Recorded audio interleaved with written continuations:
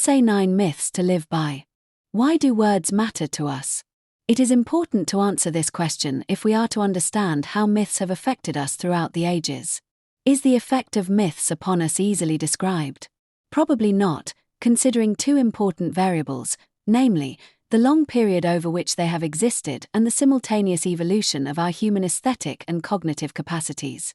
Theories of meaning have been proposed by various schools of modern philosophy, but these have been proposed in the light of unanswered questions relating to our aesthetic and cognitive powers, questions best answered by philosophical psychology. The words of the oracles obviously were revered by even the philosophers of ancient Greece, and this response of awe and admiration bears witness to this question of the effect of words upon the mind. Mythology itself does not provide us with an account of word meaning or word effect or the general role that the power of language plays in the lives of men. We know through the theory and practice of psychoanalysis in its early phase, therapy proceeded via hypnosis, an abnormal state of consciousness which is still responsive to language. This state of affairs also reminds us of reports that oracles could sometimes deliver their proclamations in a trance-like state. Freud discussed this issue and pointed to the suggestive effect of his words on his patients. This suggestive effect, we also know, is used by professional hypnotists to get people they have hypnotized to perform certain actions. Freud relatively early on in this process abandoned hypnosis in his therapy in favor of more technical methods of accessing what he called the unconscious mind, claiming that being in a conscious state of mind when accessing material from this realm was important for the cathartic process that was occurring. Many different powers from different faculties of mind, sensibility, understanding, reason, are involved in this cathartic process, including that of memory when we are dealing with traumatically induced neuroses. In such cases, it is important that traumatized memories are converted into normal memories that are not abnormally affected by high anxiety levels.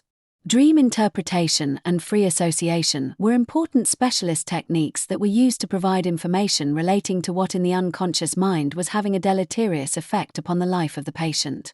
In this process, there is an attempt to restore the function of the cognitive powers of the patient, thus enabling a more efficacious relation to the reality of everyday life. The principle guiding this procedure was termed by Freud the reality principle. What we are witnessing in such circumstances is a self-actualization process which all humans experience, partly because of their long childhoods, their long period of dependency upon parental care.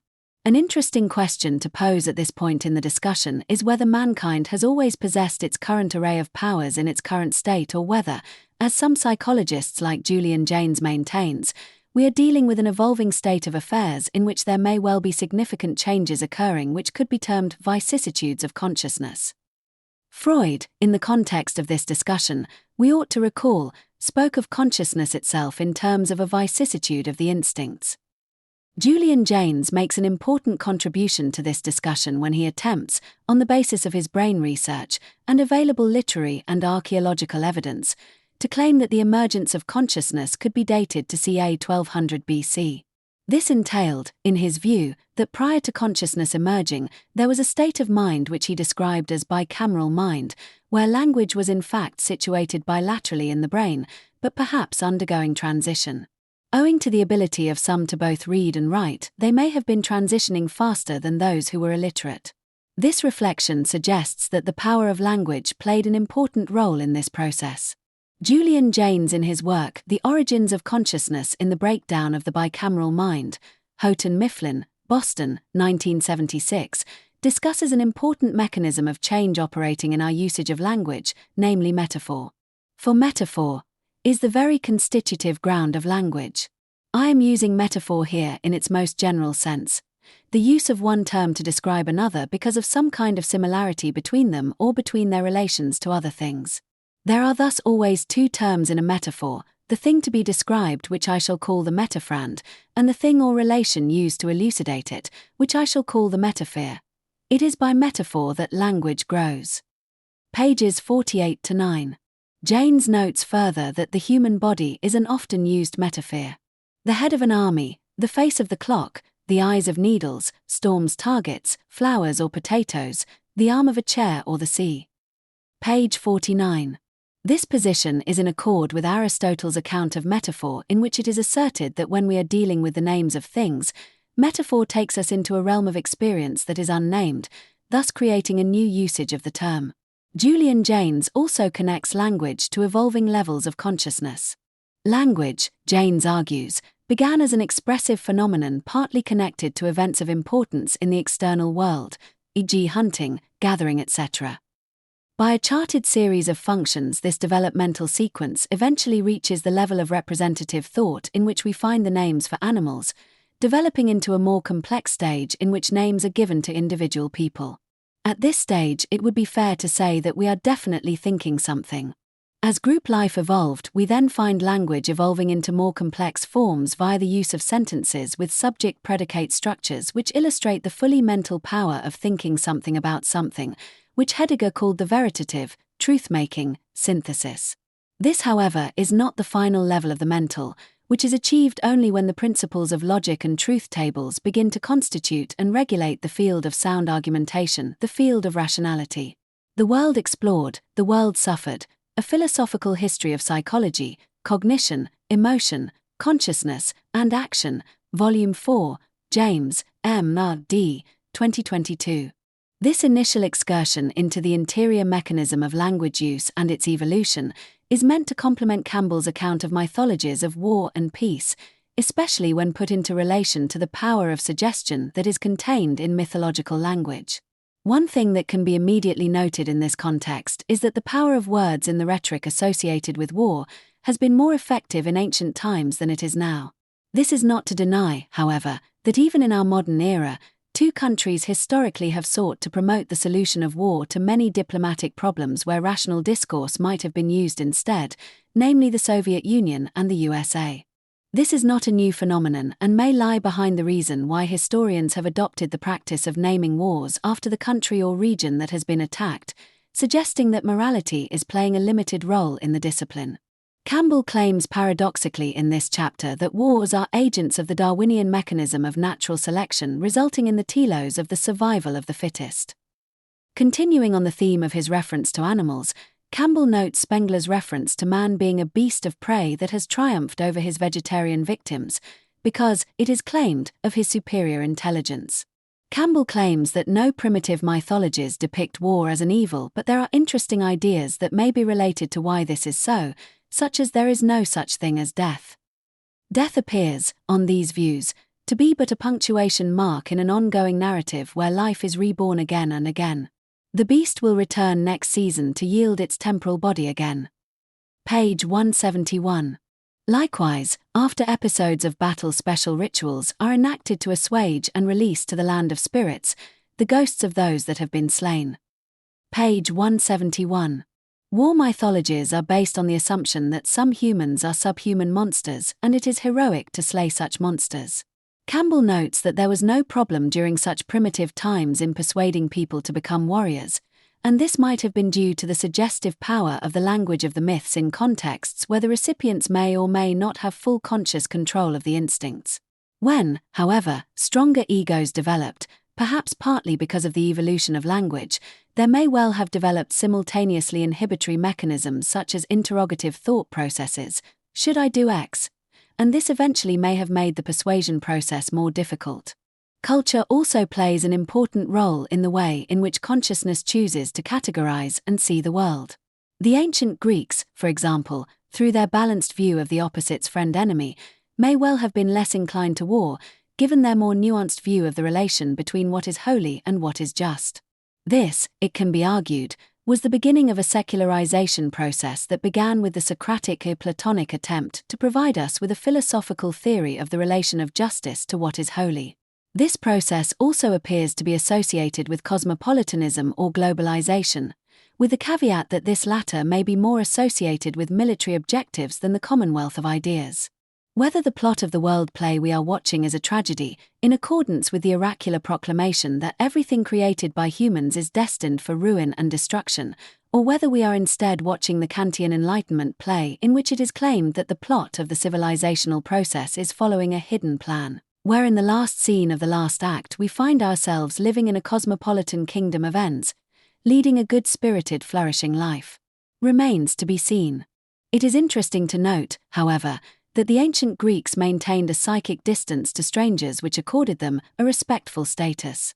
Campbell also notes in the context of this discussion the modern national problem of persuading the youth to fight wars on behalf of their communities.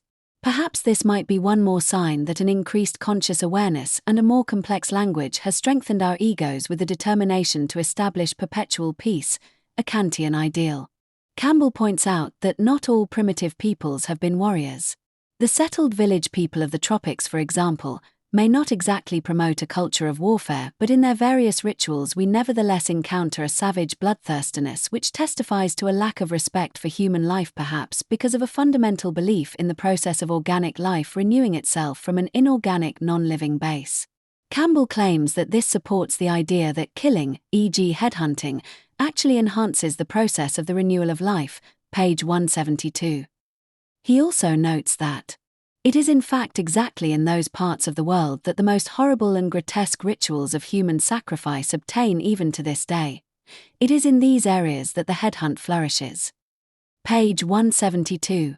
Campbell also refers to the continuous practice of human sacrifices by the Aztecs. A new order of human life began to emerge in the 8th millennium BC, a form of life where grain planting and harvesting communities arose in the ancient Near East, page 173. Fertility rites were embedded in the mythology and religion of the times. The warrior culture during this period of 1 to 2,000 years was marginalized until archaeological finds uncovered walls which presumably were for the purpose of defending these peaceful communities from marauding bands of animal herders invading from the east and the south. The Bible records the above period of invasions in the OT. The Iliad from approximately this era also is a work of war mythology. The OT we know is about a chosen race and a partisan wrathful god, in sharp contrast to the polytheistic pantheon of bipartisan gods we encounter in the Iliad. The OT texts contain brutal recommendations relating to how one should treat strangers occupying territory one wishes to conquer, Deuteronomy, Joshua, Judges, Kings. The Arabs too, Campbell argues, produced a war mythology of their own, and there is no trace of the ethical and political dimensions of the kind we encounter in ancient Greece. Campbell notes also that both of these war mythologies are operating even today in the Near East, one of the powder kegs of the modern world. The Aryan Persians, on the other hand, engaged in conquests with the intent to govern the territory they conquered more benevolently, allowing the local populations to retain their religious belief systems as well as their own local rulers, page 182. Compare Alexander the Great from ancient Greece. The mythology of Zarathurianism was also to influence Christianity with its presentation of a creation myth in which the powers of light, darkness, truth, illusion, deception, life or death compete with each other. This mythology also contains an important reference to freedom. Every individual, of whatever race or tribe, must through his own free will choose sides and align himself with the powers either of goodness or evil in this world. If the former, he will contribute through his thoughts, words, and deeds to the restoration of the universe to perfection. Page 187. So, on this account the good will restores goodness to the universe, and everyone is free to choose whether to do this good or not. Evil might, on some interpretations, be purely the refusal or omission to engage in this work of restoration and the maintenance of institutions, structures, and systems designed to propagate good in the universe. Persian kings, on this view, were expected to be the representatives and will of the Lord of Light. Page 183. And so we find that in the great multiracial and multicultural empire of the Persians, which, in fact, was the first such empire in the history of the world, there was a religiously authorized imperialistic impulse to the end that, in the name of truth, goodness, and the light, the Persian king of kings should become the leader of mankind to the restitution of truth. Page 183. The eschatological dimension of the above account points to a dramatic battle between opposing forces which would rage for 40 years before a savior or messiah emerged. It was in this period in waiting that Christianity emerged, and the assumption of Jesus was that this battle had already occurred, and he was the emergent savior. Christianity was intended as a mythology religion of peace. But I say to you, love your enemies, and pray for those who persecute you, so that you may be sons of your Father who is in heaven. For he makes the sun rise on the evil and on the good, and sends rains on the just and the unjust. Matthew 5, 43-45. This, it was anticipated, would be a revolutionary mythology because it is also claimed, "For I have come to set a man against his father, and a daughter against her mother, and a daughter-in-law against her mother-in-law, and a man's foes will be those of his own household. He who loves father or mother more than me is not worthy of me, and he who loves son or daughter more than me is not worthy of me." Matthew 10.